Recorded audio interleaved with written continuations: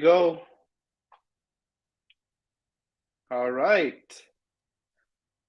Well, thank you, Gull Zeba, for joining us today. Gul is the founder at Red Marker Systems and Humkar Ventures. So, Yes.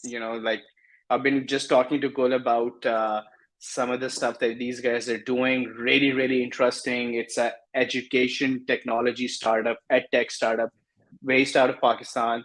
I believe you guys are focused on the Pakistani market as well, and you're running a really robust company, again startup based out of Pakistan. So one of the things that is really common between RepStack and Red Marker is the female empowerment side of things. So I'd love to discuss that part as well. But Gul, welcome to the show. Maybe you can start us out with letting us know a little bit about who you are and what your background is, and how you stumbled upon founding two startups, and that too in Pakistan. Oh, thank you so much, Azar. When somebody asks you about that, how did you do that? It's kind of a roller coaster ride, as every entrepreneur say. And 2023 actually marked my 2 decades of being an entrepreneur. I started off in 2003, right after my MBA. You don't have to judge my age from that. But actually, I started off in 2003, and then there is like multiple ups and downs. And then I was associated with education sector and assessment sector, and we were actually working in different capacity, but on desk conduction side. And that actually led us to the idea that why can't we actually digitalize the current assessment examination system? Because we have, I don't know how many of you know about as you are a Pakistani yourself, and we have multiple educational systems here on the ground, and then we have Hmm. parallel educational system. One side there are educational foundations, on other side there are educational boards like Cambridge, Hmm. and Hmm. we actually believe this assessment shapes the way teachers are teaching and students are learning. So Hmm. if your teacher is going to assess you on the rote learning, you'll be actually preparing for the rote learning. So that's how we started off, and we started digitalizing the products, the process, which is like actually of the examination system. So, for example, you Hmm. start building the question according to certain specifications given in the curriculum. Then you start conducting the exam, and then you start checking the exam, and then the result is prepared. And this whole value chain was completely traditionally manual. And then we have Manual. tried in like last about 5 years, and we have digitalized the whole value chain so far. We are the only Wow. private company in Pakistan which is working with public sector for their digitalization. And we Hmm. have, alhamdulillah, we have 10 plus clients, recurring clients so far. Obviously, it's as we always say that it's not just like software which we are selling. It's more Hmm. like changing the process, the changing the Hmm. mindset, and then giving the technology, right? So it's kind of a Hmm. very lengthy process. It takes a lot of time when we are working. And actually, um, in this particular case, COVID actually helped us a lot because COVID pushed, everyone in the Pakistan a lot ahead, at least Yeah, 10 years ahead of we're where we're we we're were we're a before COVID. COVID baby. RevStack is a Yes. COVID startup as well, so that worked out really well for us as well. We were working before COVID. We started off in 2017. It took us around 2.5 years to build the product because obviously you understand when we are started, we have limited resources and we have to, Hmm. manage in these resources. And Hmm.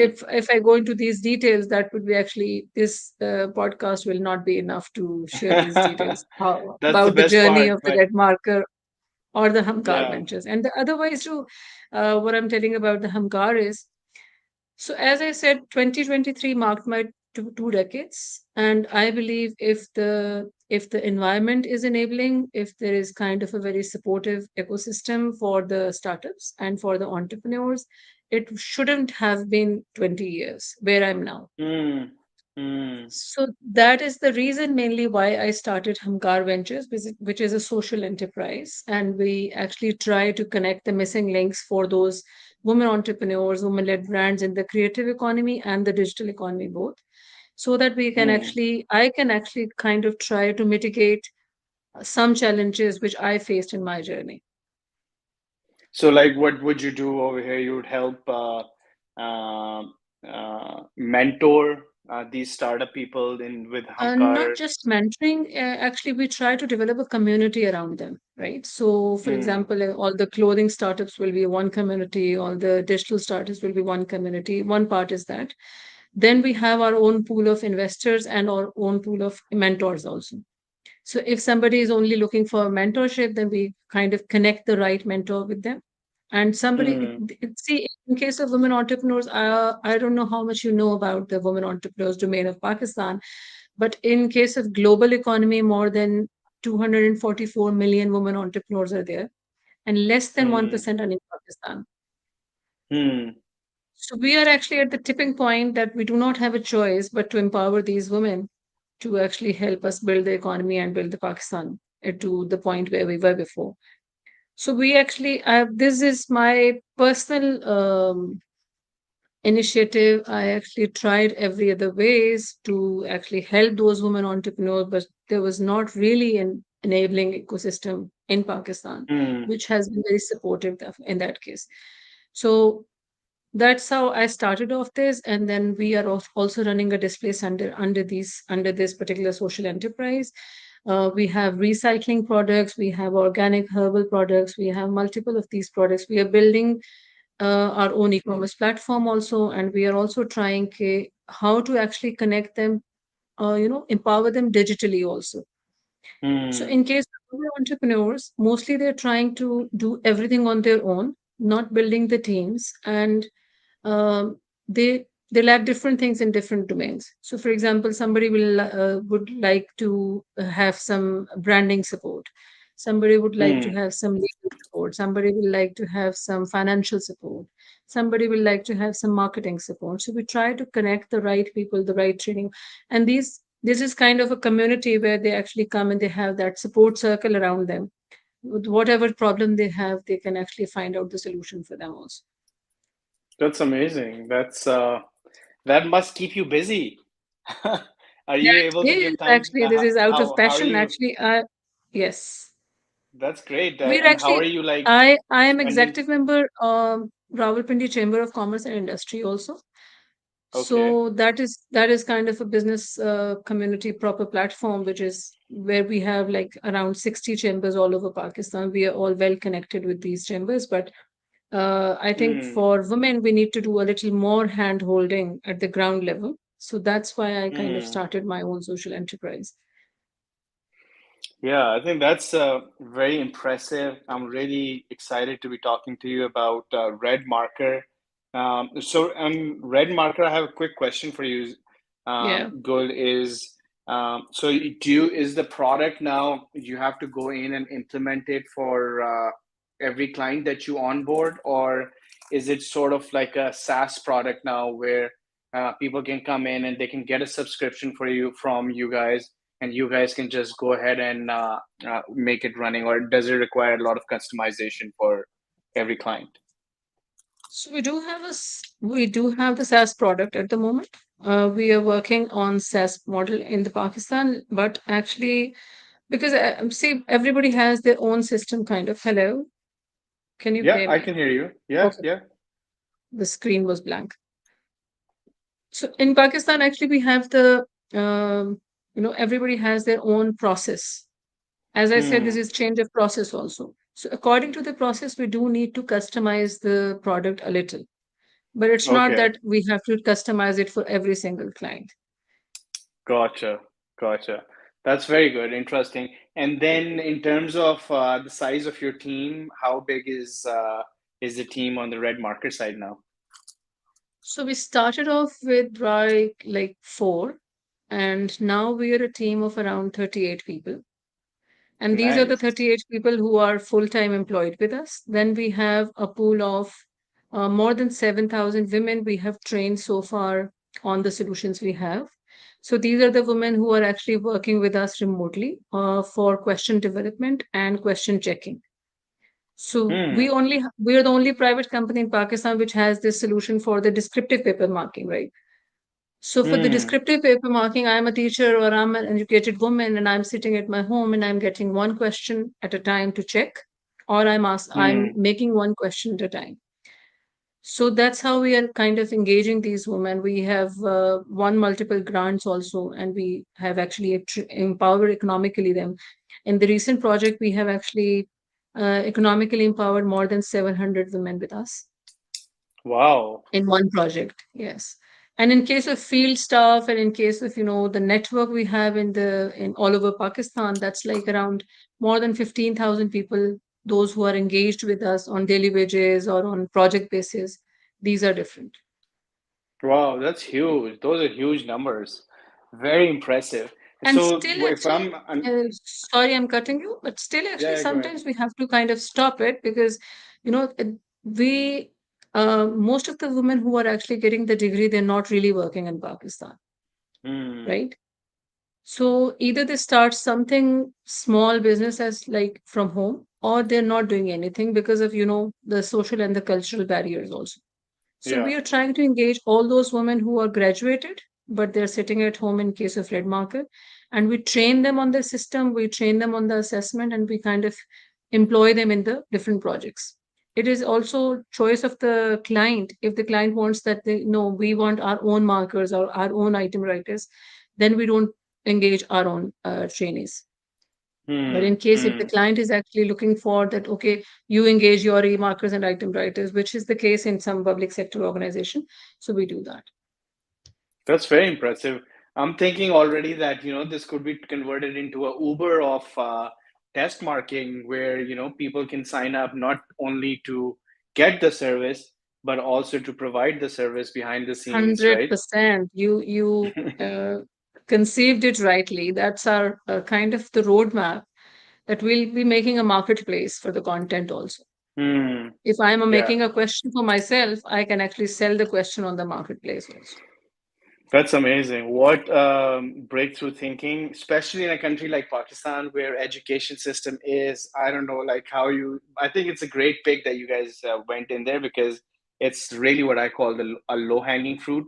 In Pakistan, it's going to be a market segment which is going to be there, whether the economy is up or down, it's going to be always there, like, we call Sadabahar market segments, and it's the sky's the limit, right? Because we're 100% Yes. manual right now. I remember going through my matriculations, my FSC, and then my undergrad, associate degree that it's called now, the 2 year degree back. Now I'm going to age myself because around 90, I've done that too, 99 actually. 99 I completed my undergrad from Bahrain University, which used to give out Hmm. Peshawar University degree back then, because I was one of the first few batches graduating there. But it used to be the only degree we knew at that time, and then it turned out that the rest of the world was on a 4 year undergrad program, and so on and on. So that's just one of the examples of how Pakistan is a little behind on some of these things, and having a system like this is very exceptional. And while you're doing it, empowering people along the way, which is I think which is huge, because I think that's the only way you can get scale over here. So that's very Thank you so very. much. You If, you rightly mentioned that, but most of the edtech startups or government sector is focused on the learning side, right? The hmm, curriculum development side or the learning side. So assessment is hmm, the weakest link in the education cycle here. So in case of hmm, assessment, we do not get any data. So for example, if I'm getting like 5 marks out of 10, why I'm not getting that hmm, 5 marks, I'll be thinking all over my life that, why didn't I get good marks? What was the problem? Where is the where is the improvement part? Where can actually hmm, make myself better?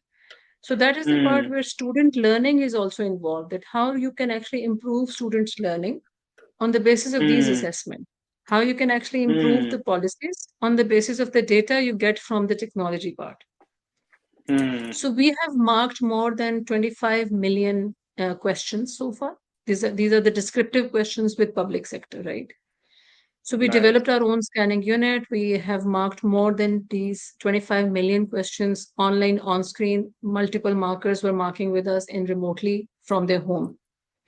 So in case we are actually trying to do multiple things. We are trying to actually, on one side, improve the student learning. On other side, we are trying to professionally develop the teachers, right? Hmm. And the third side is that how to actually develop the institutions. So these Hmm. three things are related, right?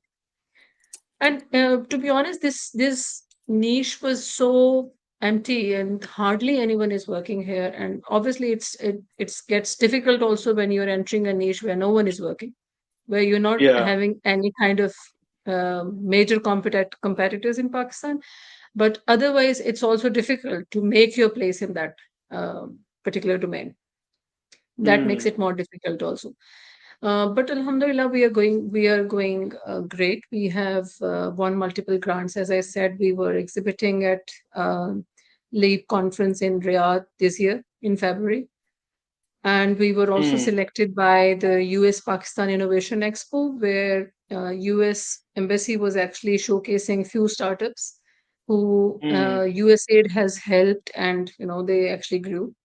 Because when COVID happened and exam didn't happen, our solutions were totally related to examinations. So that was the Nice. time when USAID helped us. I'm also an International Visitor Leadership Program alumni, IVLP alumni.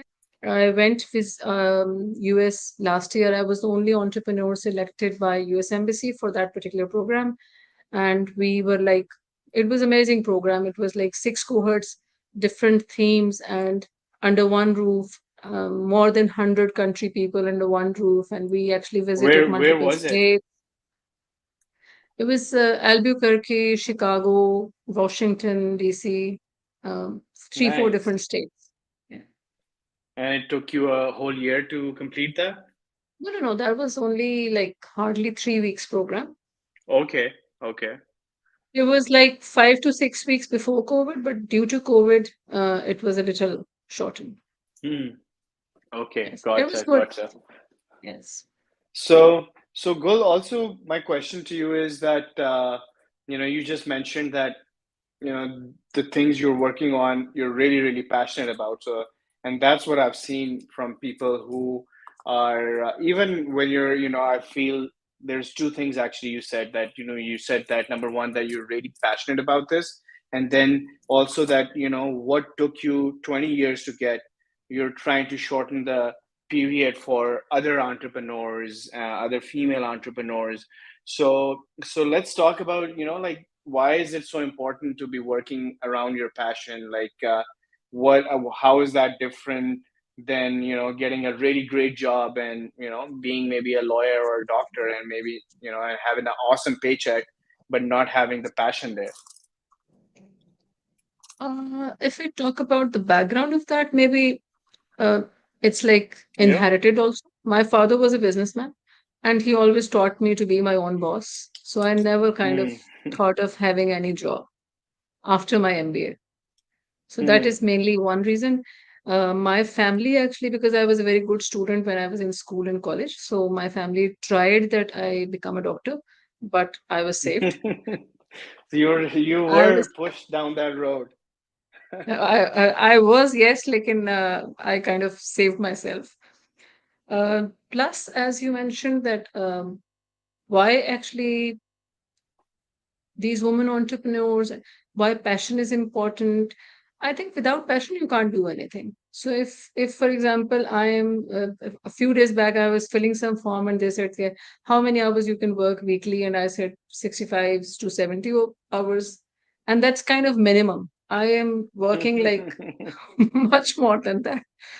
So Yeah. most of the time it's like, it's very difficult for me to sit idle Hmm. or not doing anything, because it keeps me going actually, Yeah. Yeah. in both Excitement, right? cases, And whether that's it's education or whether it's like women economic empowerment side, or it hmm. keeps me going.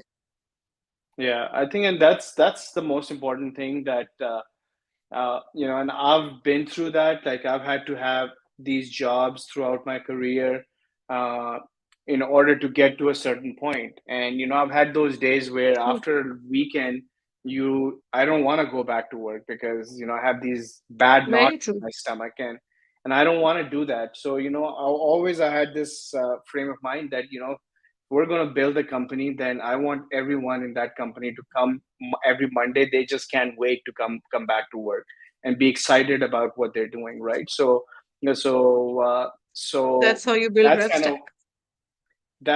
that has been a foundation of what we wanted to do. And another thing that kind of relates to you, one of your passions is which is female empowerment. We didn't start out thinking that we're going to just hire a whole bunch of females from Pakistan, but it so happened that when we got started, we just, because we were just, and it was COVID, office was out of question at this time, and we just thought that we just started hiring, and then we saw that there's more female applicants who are coming, and so out of the 250 people, Okay. approximately 150 people are females right now inside RepStack, including our leadership team. How we run the company is with directors. We have, I think, 7 directors right now, and 4 of them are females, and only 3 male Wonderful. directors. And that's and we're seeing this and we got so lucky with this that we got to tap into this female workforce, because we're finding that they have amazing amount of passion. Now, they were all these amazing students in their universities, and in most cases, in a big chunk of this, a lot of these people may not even have had opportunities to go out of their homes and work a career where actually they can build out a career and get to a leadership level. And then we just started attracting more and more and more females, and the rest is history.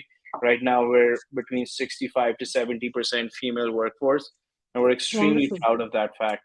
And we couldn't have done it, and it was a surprise thing for us once we started hiring in Pakistan. It's just that it's something that was a low hanging fruit, and we really tapped into it. So we really kind of combine on that side. Our focus is more on building out a career. Now we want our people to stay with us for the long term, and True. that's what we focus on. We're only 3 years old, but we already have people who are going to be celebrating their employments with us as soon as the 3 years happen. And so that's sort of the relevance there in terms of hiring people. In terms of helping out the entrepreneur side, so obviously there's going to be journeys for people. So so if somebody wants to come in and become a part of Red Marker, or get some trainings, or become involved in Humkar ventures, what does that look like? How would somebody do that? So if somebody wants to see my um, kind of passion and my kind of target is also to create success stories from Pakistan, right? So in case Yeah. of when I'm working with women entrepreneurs, I want to bring them on a level where they can actually become a success story themselves. And if we create these success stories, we don't have to worry about the rest of the resources and rest of the problems. So far, I'm doing it actually on my own, and but I'm trying that how to actually bring them to that level where they can Mm, actually sustain the quality of the product, where they can actually, build their supply chain, where they can actually have something solid. So we are actually not very focused. We are not kind of focusing on those who are actually not really bringing any creativity in that. We are focused on mm, those who are bringing creativity, who have their own products in whatever way, in whatever form, from furniture to organic, from grains to clothing, from jewelry to everything. So we are focused on that. If somebody wants to contact me or Humkar or Red Marker, we are very much reachable online, social media. I am available on all kind of platforms. uh, the Humkar website is there, Humkar social media is there, Red Marker website is there, its social media is there. So if anybody wants to reach out, please reach out, because I believe we can't do anything in silos. So my personal motto mm, is to working on collective development, not like on more like on like individual development, right? So mm. I try Yeah. to make like a group of more kind of support circle of the tonic people, not toxic people, so that we can grow collectively. Yeah, I think that's the most As you important part. understand that And in case of Pakistan or maybe worldwide, it's like success is also like inversely proportional to likability. Yeah. So as you Yeah. start growing, so people started, but I actually Yeah. try to focus more on the solution side personally. So I don't Hmm. focus more on the problem side. I am more solution oriented. So whatever I think problems that's the only come in way the to way, go. yes. And Yeah. especially in Pakistan, I don't want to go into the details of Pakistan. I think it's worldwide. That's everywhere. Yeah, that's a mindset, and I think as long as, and that's the biggest thing, right? Like we want, when we bring people in, a couple of our values is to have a leadership mindset and a coachable mindset. And to us, what that True. means is that we want people who are like who are running towards getting feedback, right? Like, oh man, like I did this particular task, can I get some feedback on it? Especially if it's you haven't done it a good job at it. And True. sometimes we people tend to take feedback really really bad. So like I can't work with a person who is just not ready to receive feedback, number one. And number two is a mindset of leadership, which really means in order for you to get to point B from point A, you're going to have to roll up your sleeves and do everything that comes your way, especially when it's something that's below you, right? You may not have been hired for this particular role, but when the going gets tough, are you ready to roll up your sleeves and unclog the office bathroom? Maybe, I'm just giving you an example. And that's the type, like if you can, I feel that if those are the type of people, along with integrity and work ethic, we can start surrounding ourselves with. There's no way this person is going to succeed. And working with a person like Gul, uh, and Red Marker and Humkar, I think it just shortens that journey. And this again, the question, same thing, like what took us 20 years to get here. Uh, my goal for people coming to join us at RepStack, or even people looking to help, is to shorten that journey for those people. What took me 20 years to do, I want a person inside RepStack to do in 2 to 5 years, right? True. Really Very shorten true. that journey. And if you have that mindset, and if you have a positive mentality, and you can do anything, then you want to come and work with Red Market and Humkar, or at least reach out for a question. That's what we get over here. We get a True. lot of people applying, but we do have a selection process on our side where really we're not looking out at, I know for a fact, we've proven this goal by me and my brother and millions of other Pakistanis coming out to the US, Canada, UK, and doing amazing for their careers, having the same Yes, basic very true. education as we got in Pakistan. It's not even a question anymore. I my basic education is from Pakistan. I have the same accents and things like that as most of Pakistanis or the people that we're trying to work with. But a playing level playing field has happened to us as soon as we changed our geography. These You guys can do the same thing just sitting in Pakistan, because the doing of the task is no different than a person who went to Minnesota State, for example, in the US. The only difference is going to be the mindset that we bring to the table. Can we learn? Can we Very learn from true. our mistakes? And are we And ready? sometimes, You know, sometimes unlearn also. yeah, Yes. That's also exactly, very important. exactly. Yeah, no, that's totally true. And I think we're going to put up your website information. You guys have an event coming up, but you want to just quickly talk to me about the event that you guys have coming up in Islamabad? So we have the event on 22nd of June, which where we are actually trying to showcase what we have done so far. And plus we are trying to actually showcase what is happening in the technology and innovative domain of the edtech sector. So Okay. we have few panel discussions, few keynote speakers, and the demos, what we have done so far. So it would be hopefully interesting, inshallah. Very interesting. Well, good luck with that, Gul. Thank you so much for coming to the show. I'm sure this is going to be very beneficial to get the word out there. And then also, hopefully, we can influence a few of our people, especially our female young future Yes. leaders, to, just not just go to school and then just go out and actually have an opportunity. Right now we have opportunities to make a difference in the world, make a difference in our personal lives, in the lives of our families, and take Pakistan, the country we're so proud of, forward Very with true. us. Yes, when we started off, maybe Azhar, when we started off, let's say 20 years back, I think opportunities were not in that case as they are now available, right? Yeah, Especially in the urban yeah. cities.